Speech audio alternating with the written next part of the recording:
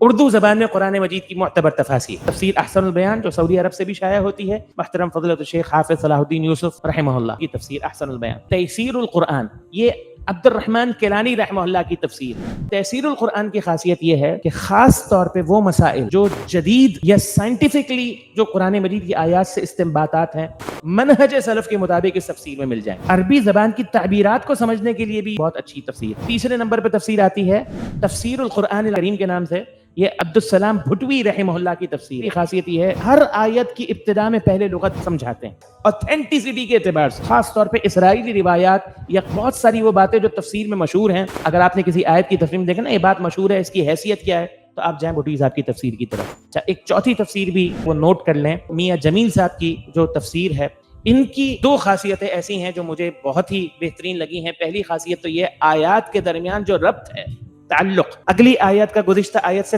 تعلق کیا ہے، اگلی سورت کا اس سورت کے ساتھ تعلق کیا ہے، اس آیت کا اس سورت سے تعلق کیا ہے، ربط بڑا خوبصورت بیان کرتے ہیں۔ ہر سورت کی ابتدا میں پوری سورت کا خلاصہ بیان کر دیتے ہیں، پوری سورت کا ایک بیک گراؤنڈ آپ کو دیتے ہیں تاکہ آپ تیار ہو جائیں اس سورت کو سمجھنے کے لیے، اور پھر ڈیفائن تقریباً ہر آیت کے اندر اس آیت میں موجود جو باتیں دیگر قرآن کی آیات میں ہیں وہ آیات بھی مینشن کر دیتے ہیں کہ یہی بات قرآن مجید کی فلاں فلاں فلاں فلاں فلاں آیت میں بھی مینشن